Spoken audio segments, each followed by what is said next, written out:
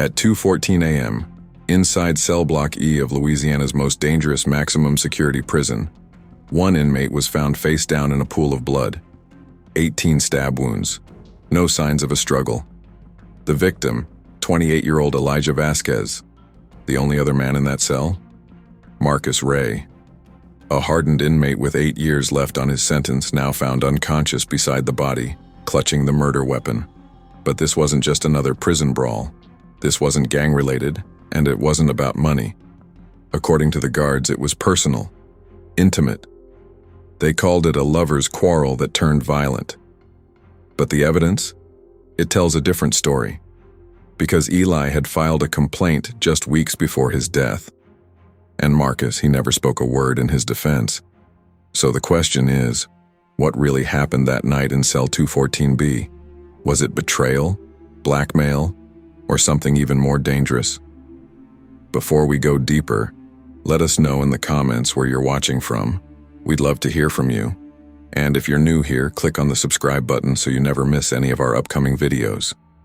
Marcus Raye was the kind of man who didn't talk unless he had something to say. 35 years old, barrel-chested, quiet, with a stare that could shut down a room. He'd already served 7 years on a 15-year sentence for armed robbery. No one messed with Marcus, not because he was the biggest, but because he carried himself like someone who'd seen too much and lost even more. In a prison where alliances meant survival and silence meant strength, Marcus was respected and left alone. Then came Elijah Vasquez, 28, baby-faced, nervous, and nothing like the others. A former tax consultant from Shreveport, in on a 5-year bid for embezzling company funds. He didn't belong in a place like this.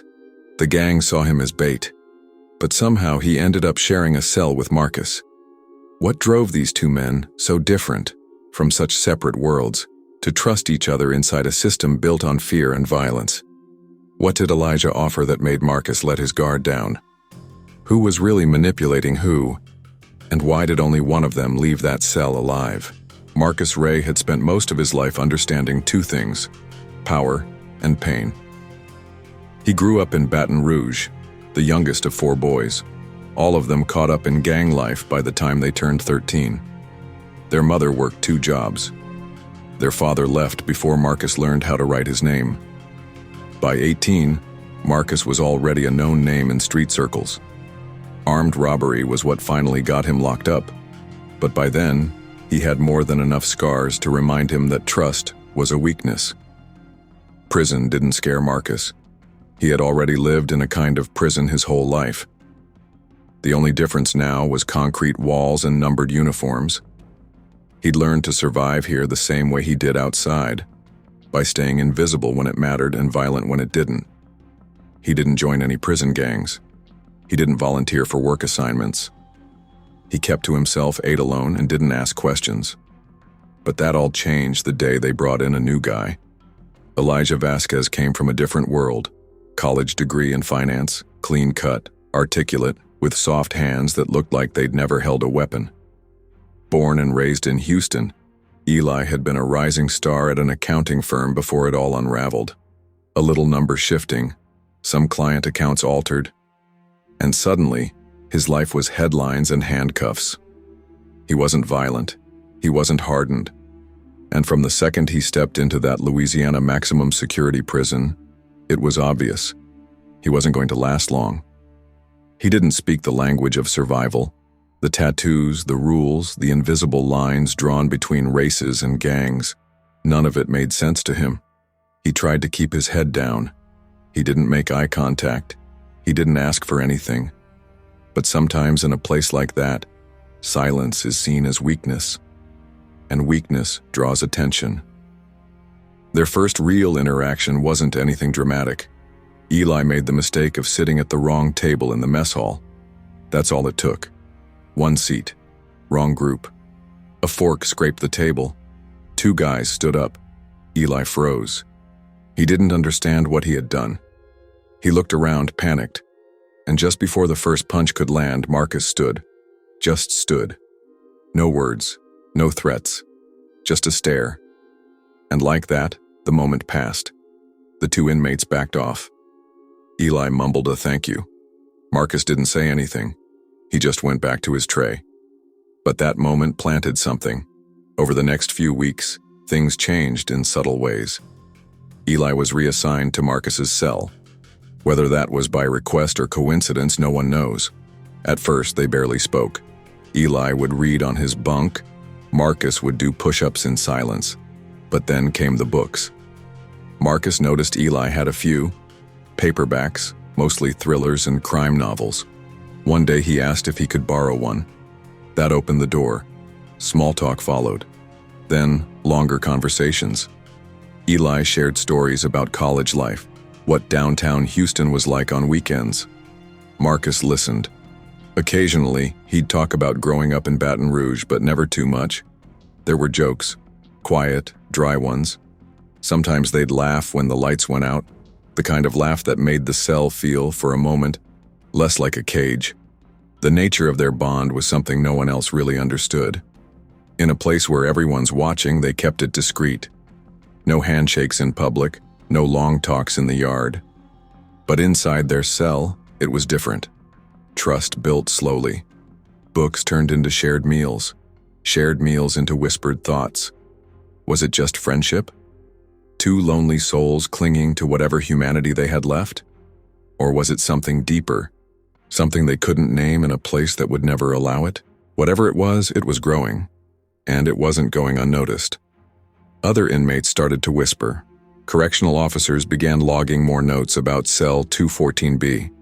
Something about those two didn't sit right with the usual order of things, because in that prison, bonds like that didn't form without cost. And the moment you let someone in, that's when you became a target. By the 10th month of sharing that cell, the whispers had turned into stares. And in a prison where silence keeps you alive, too much attention is a death sentence.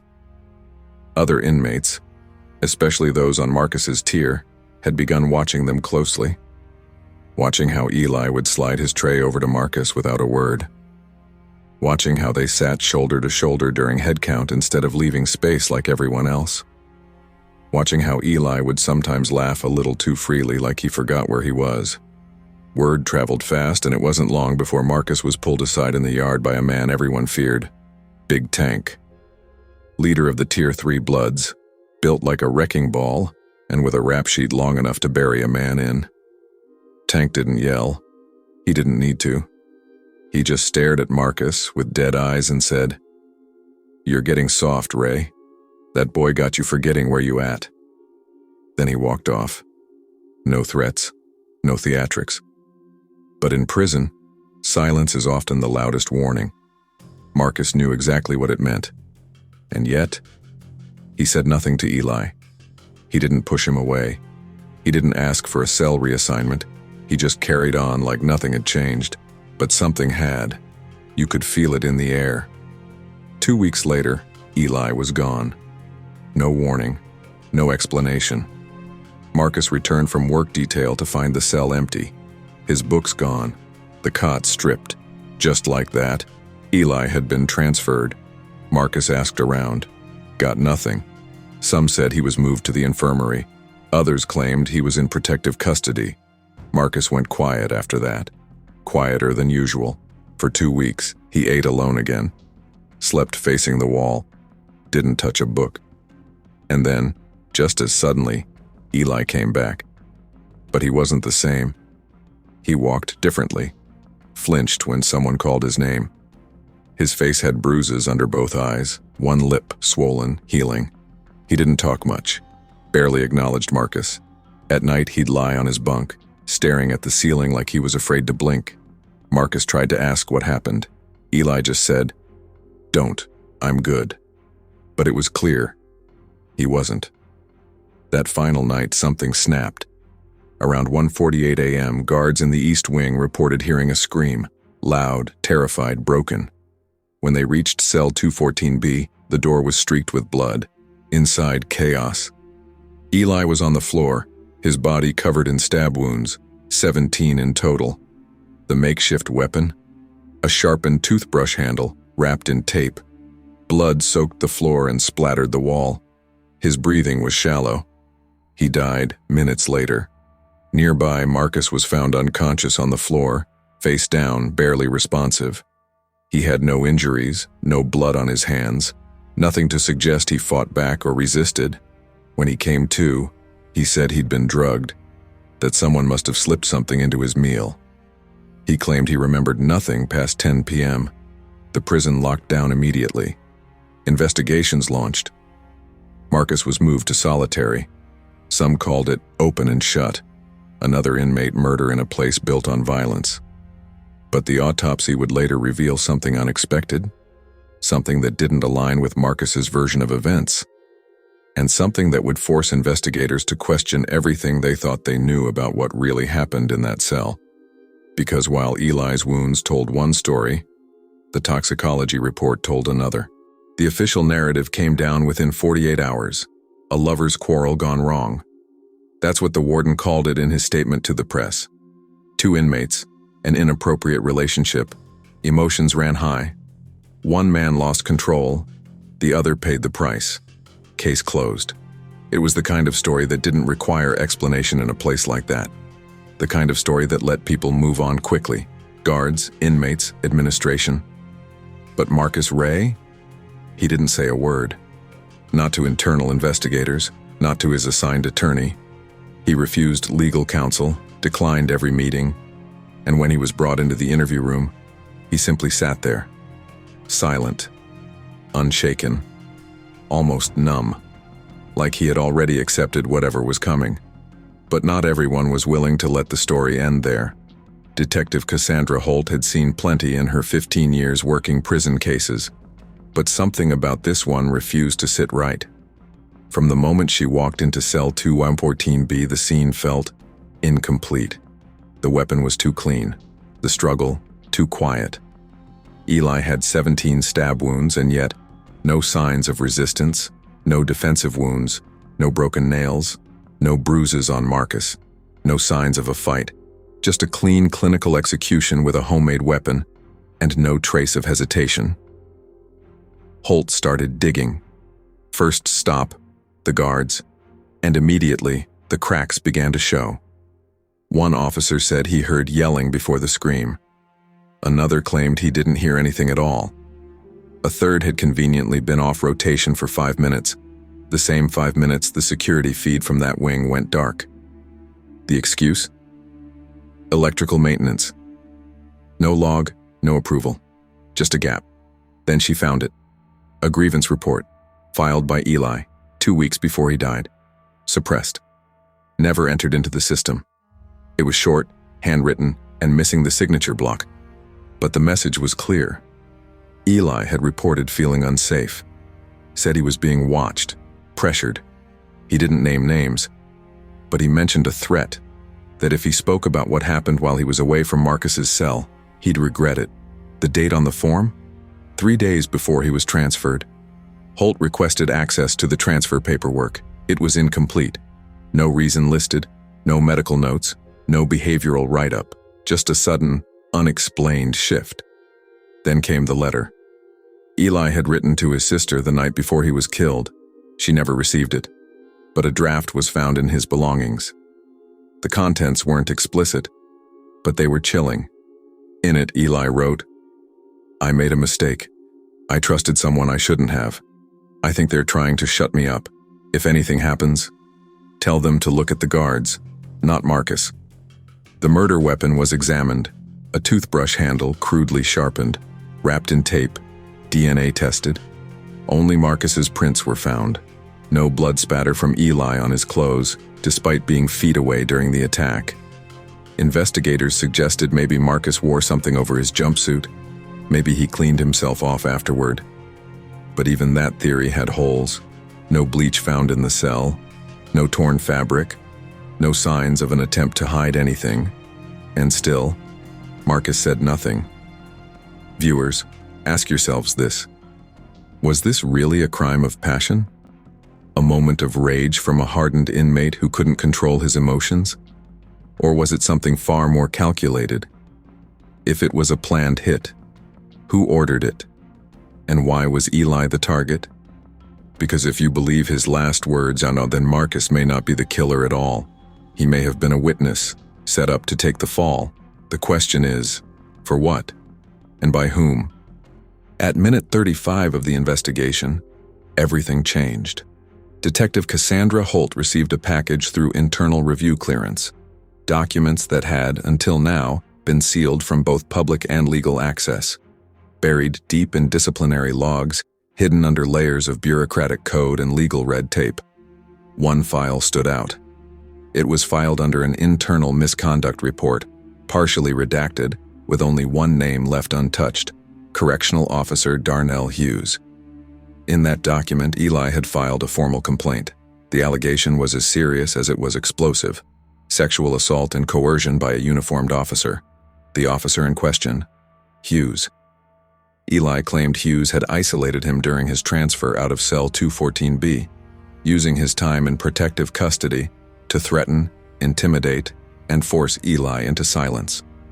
According to Eli's handwritten statement, Hughes had propositioned him repeatedly, and when Eli resisted, he was blackmailed. Hughes allegedly told him, "You think anyone's going to believe you over me? I've buried bigger stories than yours." That grievance had been sealed, flagged by a prison supervisor as unsubstantiated before it could move forward. It never left the unit. It never reached the state ombudsman, and it was never meant to be seen again. But it was now. Detective Holt combed back through surveillance logs, matching timestamps with shift schedules. She found something buried in the footage archives: muted, low-resolution video, captured by a camera near the laundry unit.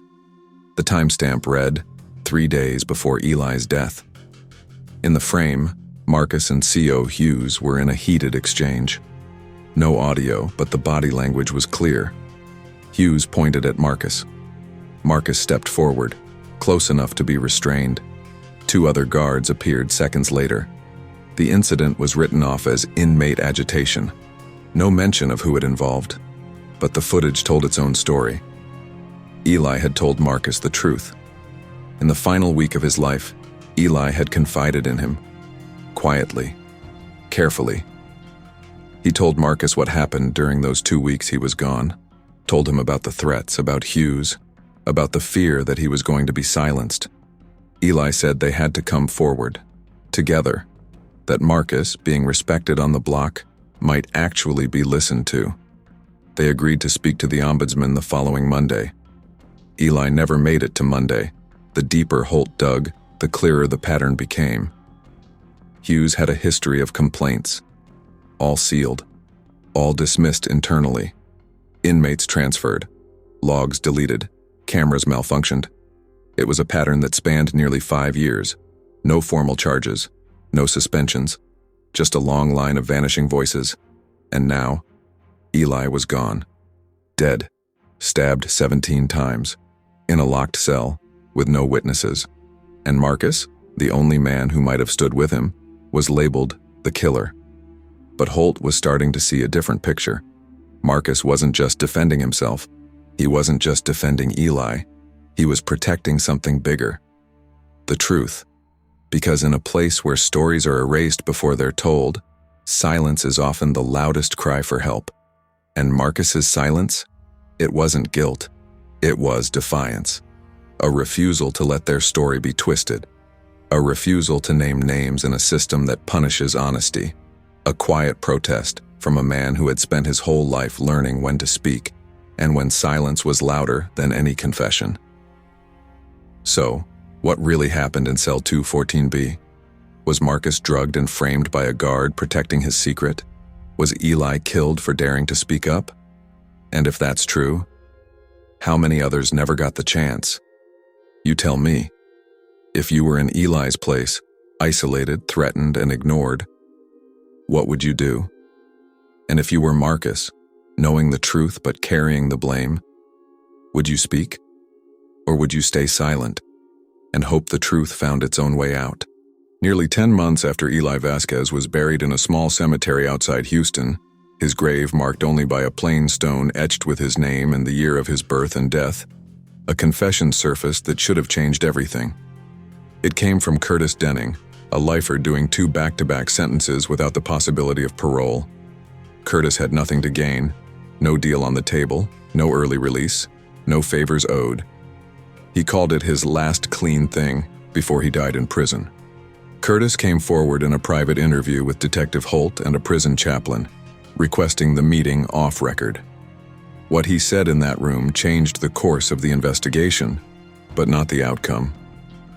"It wasn't Marcus," he said plainly. "It was ordered. Eli was a problem. He went against the code. He was talking. You know what happens when you start talking? They sent someone in when the lights went out. Marcus was out cold. They staged the rest, put the weapon in his hand, cleaned it, planted it. He never stood a chance." Curtis had no proof, just a detailed account that lined up with the surveillance gaps, the camera outages, and the missing files. He named 2 guards he believed were involved, one of them being Darnell Hughes. But by the time Holt followed the lead, Hughes had already been reassigned to another correctional facility across the state. Not charged, not suspended, just moved. A quiet transfer, no reprimand, no record of wrongdoing. Meanwhile, Marcus was tried internally and found guilty of manslaughter. The court cited the overwhelming circumstantial evidence. No other DNA, no witness testimony to clear him, and no willingness on his part to explain what had happened. He maintained his silence, even when given the opportunity to appeal.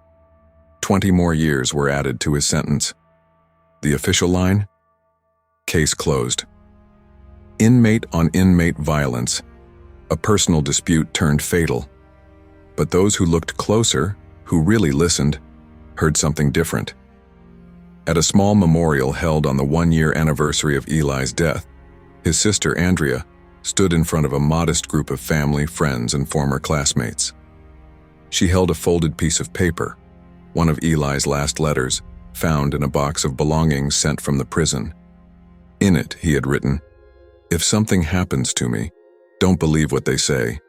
I tried to do the right thing. I just wanted to be safe."